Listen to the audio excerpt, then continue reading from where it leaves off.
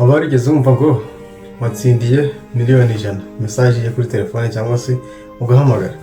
Waba warigeze wumva ngo umwana wawe ari mu bitaro umuntu utareze amafaranga ngo twabuze ngo uburyo turi umugeze ku bitaro, undi akakubwira ati ngo leta ngira gufunga umuntu utishyura ibi n'ibi?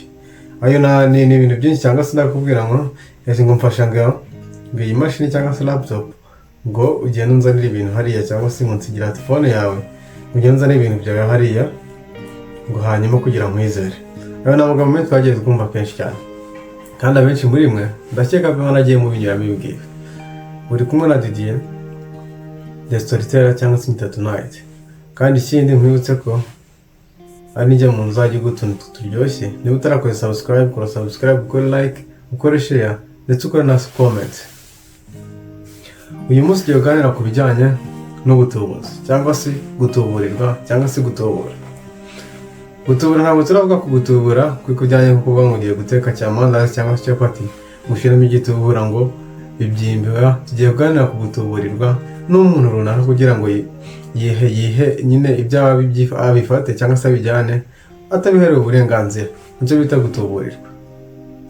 Ahubwo si wari ubizi ko cyangwa se warigeze utuburirwa? Reka manze ngusuhuze kubera ko nizere ko wiriwe neza, kandi niba uri hahandi bukije nizere ko waramuka amahoro, cyangwa se nizere ko waramutse neza bitewe n'amasaha time zone ziratandukanye. Ahubwo si reka ngusobanurire se gutuburirwa abantu batuburirwa gute, mu buhe buryo? Nawe waba warigeze utuburirwaho muri ubwo buryo?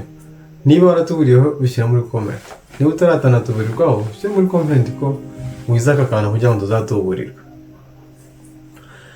Inzira zo gutuburirwa ni nyinshi cyane kandi ziratandukanye, ariko akenshi hari zo tunyura tubona zo kuri social media, abandi bagatuburirwa biri live cyangwa se biri face to face, umuntu muri kumwe akagutuburira kandi koko bikanagera gutuburiye nawe mu kanya kibazo ukagira ngo ugatangira ikibazo ati sinari igicucu narinjije koko, ugatangira ukabwira abantu ugiye kubarira iyo nkuru utumenya yari yanteye imiti, tumenya yari yakoze iki, nta miti yari yaguteye, niwe wabigizemo uruhare.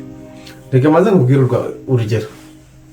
Hari abantu batuburirwa muri ubu buryo, kandi akenshi cyane aba bantu nibo batuburirwa cyane bikanababaza, batiteye ku ngo batuburiye ku rugero rungana gute, ariko baratuburirwa. Hari abantu batuburirwa umuntu akazana igipfunyika utazi ngo ni iki, cyangwa se umuntu akaza akakwegera kubera ko batubuzi iminsi bize n'ubwenge, baza bambaye na neza, nta mutubuzi cyambara nabi kubera ko bamukeka. Aza yambaye neza kwa koti ke, kwa costume, cyangwa se yambaye ibindi myenda imushimisha cyangwa ishimishije rubanda, kugira ngo arabuze kugira gutubura agaragare neza. Akaza akakwereka ko afite amafaranga, cyangwa se akakubwira ati njyana aka document hariya, cyangwa se njyana laptop yanjye hariya. Yarangiza akakubwira ngo kugira ngo izere sindagusigira iki, waturansigira iki, akakubwira ukamubona ntacyo kumusigira, ugasanga arabwira ati nsigiriye telefone yawe. Wabona rero ukuntu asa n'imodoka wenda ajemo, cyangwa se n'ubyo kigaragara, ukabona ko wagira ngo telefone ntacyo ayitwara, ukamusigira phone akakwereka ngo ngenda nzanire stick ngo diro hariya cyangwa akantu runaka, wahindukira ugasanga yagiye. Ese wagize ngo bakoresha aya mayeri kugira ngo bagutuburire muri ubwo buryo? Aho tubuze abantu b'abanyabwenge ba mbere, ikintu bakoresha physical appearance. Muri iyi minsi basigaye bakoresha nyine kugaragara neza kugira ngo adakekwaho ko yaba ari igisambo, kuko umuntu usa neza akenshi ntabwo bamukekaho ko ari igisambo. Ahubwo n'ikindi agerageza gukurura intention yawe, nyine gukurura emotional cyangwa se emotional feelings zawe, agakurura intention yawe. Urumva? Aka niyo mpamvu umutubuzi wese mu kuvugana ko byagenda kose aba ari kukureba mu maso, ntabwo ashobora kureba ku ruhande, no, ntabwo ashobora kureba mu ruhande, areba gufesinga kugira ngo nyine agukonveke, akumvishe yuko ibyo ari kukubwira ari ibyanyabyo, akubwira kureba neza mu maso. Niyo mpamvu no mu rukundo nabyo turaza kubigeraho, umusore wo gusikamira mu rukundo wamumenya, kuko no gusikama mu rukundo bibaho. Niyo mpamvu rero igihe uhuye n'abantu nk'abo ngabo uzajya umenya ukuntu urabirinda. Tugiye kandi kugira icyo abandi bantu basikama. Abandi bantu basikamwa muri ubu buryo rero binyuze kuri social media cyangwa se ku malinki bohererezwa. Ugasanga kuri phone yawe bakoresha message yo kujya basikama, bakubwira ngo watsindiye ngo ibihembo, ngo watsindiye amafaranga ya naya, ukanda kuri iyo linki cyangwa se ugahamagara ino nimero ngo uraza guhabwa ibihembo byawe. Oya, aba bashaka kuba bakoze nyine iyo linki kugira ngo umuntu wese uri bujoyininge waze kureba amabanga ye. niba ufite account iri linked na telefone yawe n'ibiki baze kubyinjiramo, niba ufite account iri linked na Facebook cyangwa se YouTube cyangwa iki bahita baza kuyinjiramo byoroshye bitarenze byabasaba password n'iki, kubera ko hari abantu usanga bakoresha password akoresha kuri ATM cyangwa se muri bank, ariyo na settinze kuri Facebook account cyangwa kuri YouTube account kugira ngo atabyibagirwa, kubera ko hari abantu benshi badakunda kuba baba stressful no kugira password nyinshi mu mutwe bitewe no kuzibagirwa. Abo nabo barahari. Abo wabirinda gute rero? Uzirinde guhora buri link yose ugenda ubona ngo watsindiye ukumva ko wabitsindira.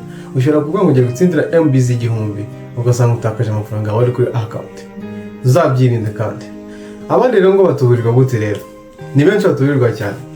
Abandi bakubwira bati ngende n'abantu muri government, bakigira abantu muri government akubwira ngo wakoze amakosa ya naya, bagushinja bitewe naho bakubonye cyangwa se bitewe n'impamvu runaka, bakagushinja amakosa bakubwira ngo nutishyura amafaranga uraza gufungwa.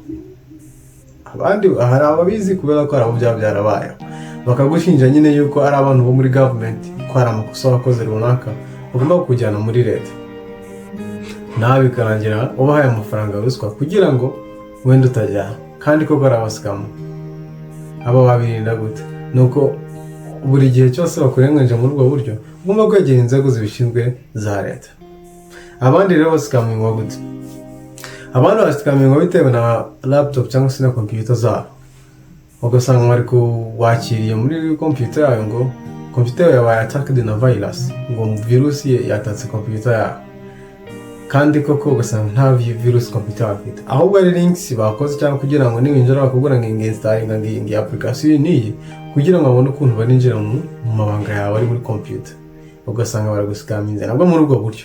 Ikindi ubwo rero aho ngaho buri kintu cyose, buri link yose cyangwa se buri matangazo ubonye mu mashini yawe cyangwa se online ntabwo ari byiza kugira ngo winjiremo. Hari n'abandi basikamingwa muri ubu buryo, basikamingwa babwirwa ngo ugasanga baraguhamagaye kuri phone cyangwa se kuri video call cyangwa se bakohereje email, ugasanga barakwandikiye bitewe nuko bazi ko umuntu w'ingenzi kuri wowe mutari kumwe, barakwandikiye ngo umwana wawe wenda uri ku ishuri cyangwa se guhamagara umuturanyi cyangwa se umuntu w'ingenzi bazi ko ari kuri wowe mutari kumwe, akubwira ngo yagonzwe cyangwa se akubwira ngo yarwari mu bitaro kandi ntashobora kuvuga, cyangwa se bakakumvisha ku buryo kiko nyine ubwo ari muri situation iri dangerous, emergency situation, bagahita bakubwira ngo nutohereza amafaranga biragenda gutya na gutya.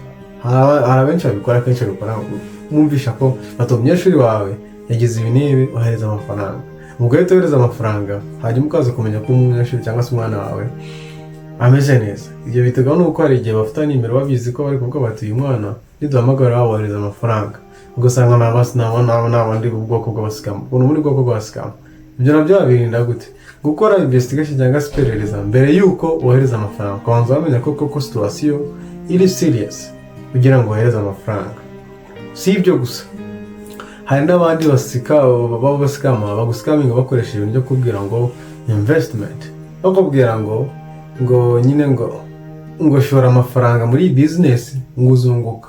Ugasanga ni equipe bakoze, ugasanga umwe ari kwivuga ngo nagiye muri ibi ndunguka, ugasanga no kuri ngo nakoze ibi ndunguka, no muri comment ugasanga wenda social media iyo business ugasanga bari kwivugishwa ngo barabizi, ama screenshot bakakohereza bari kubwira ngo ngende business ngo ni nziza ngo biki n'ibiki, ngo nayo ngo shora mu mafaranga, ugashora mu byo utazi. Nk'abantu benshi wenda muri za Nigeria nahe Kenya nahe ibyo bikunze kubaho, umuntu bakamusikamira amafaranga menshi bamubeshya ngo investing cyangwa se ashora imari mu kintu runaka, nawe yaba n'inyungu izabirimo akumva ko ari byo, kandi kuko ari abasikama. Ugasanga n'ubwa mbere wenda mukoze business ukabonamo inyungu, n'ubwa kabiri bakabikorera icyo, ariko hanyuma na nyuma bakazagera igihe bagutegeye ko uzagera igihe ukainvestinga amafaranga menshi bakayajyanira icyarimwe. Niko bigenda. Abo nabo ni abasikama, hari abasikama bameze gutya. Niyo mpamvu business ugomba kubanza wareba ngo investment ngiye gukora ni ubuhe bwoko, ese iri under license, yemewe n'amategeko, yemewe na leta. Ukabanza wareba ugasaba n'ibyangombwa kugira ngo umenye ko ugiye investing ahantu hanya, kuko bagusikamize mu bwo buryo nta hantu wajya kubarega warayabahaye kandi kuko bitanagaragara proof, kuko abo ngabo usanga banakoresha impapuro mpimbano. Abandi rero bazi ngo basikamingwa gute? Abandi basikamingwa mu rukundo, just romantic scam. Nyine gusikamingwa by'urukundo, kumva ko nyine umuntu akaza wenda akenshi tuvuga muri online, Facebook, YouTube, social media zitandukanye, Twitter, Instagram, anyway, TikTok, ugasanga murahuye mugiye mu rukundo, akatangira guskaminga, akakumvisha ko muri mu rukundo. Aho guskaminga ukazagera igihe akagusaba amayinite, akagusaba n'ibiki, akabwira ngo ngiye muri salon gushusha imbere, mutanaziranye, mutananahura kandi mudateze no guhura. Usibye n'ibyo nibisanzwe no mu rukundo rusanzwe, abagabo basikama, ugasanga umukobwa cyangwa se umuhungu abeshe mugenzi we ko amukunda kandi amukunda bya nyabyo, ahubwo bikarangira cyangwa se bikarangira wa muhungu cyangwa umukobwa yerekanye ko atanamukundaga.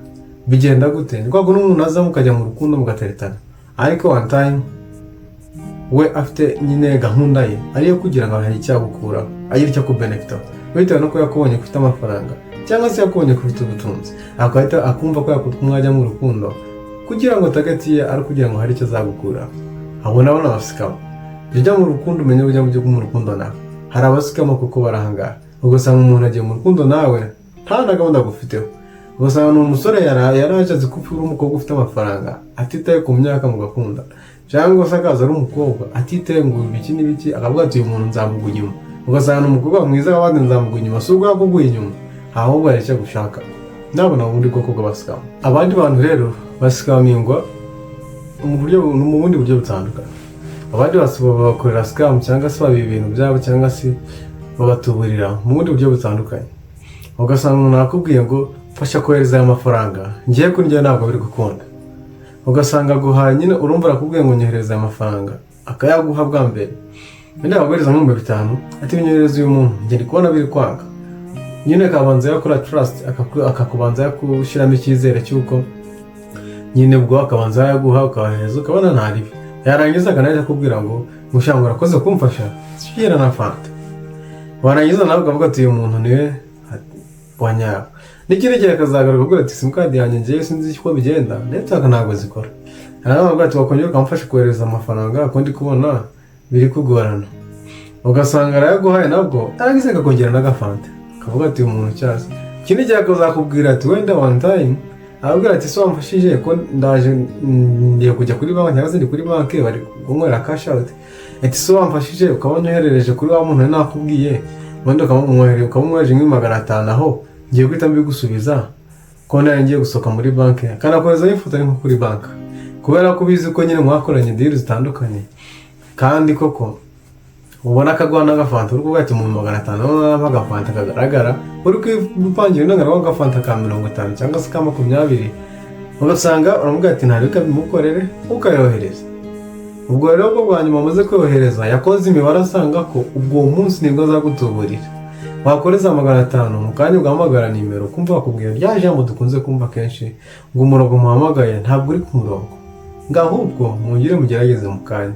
Ugatangira ukivugishwa ngo oya ngo ni rero twakunga ubwo ura ntabwo yambesha. Ukongera ugahamagara ukumva ni compose 2-3, ukongera ugahamagara ukumva ni compose, nibwo cyagiye utangira kwitekerezaho, ugatangira ukumva ko ukavuga ati ariko ndi igicucu. Ugatekereza ukuntu style yagenze, bazajya bavuga ati bagutuburiye kandi koko. Ahubwo si uzajya wirinda abantu bakubwira gutya, unyereza amafaranga umfasha. Ibyo bintu nabyo nubwo bwo gutubuzi niko babigenza. Wakoze kubana nanjye, ndashimiye. Wari kumwe na Didier the Storyteller, wari kumwe na Tonight. Kora subscribe, ukore like, ukore na share kugira ngo dukomeze kubana mu tundi tuntu turyoshye. Wakoze cyane.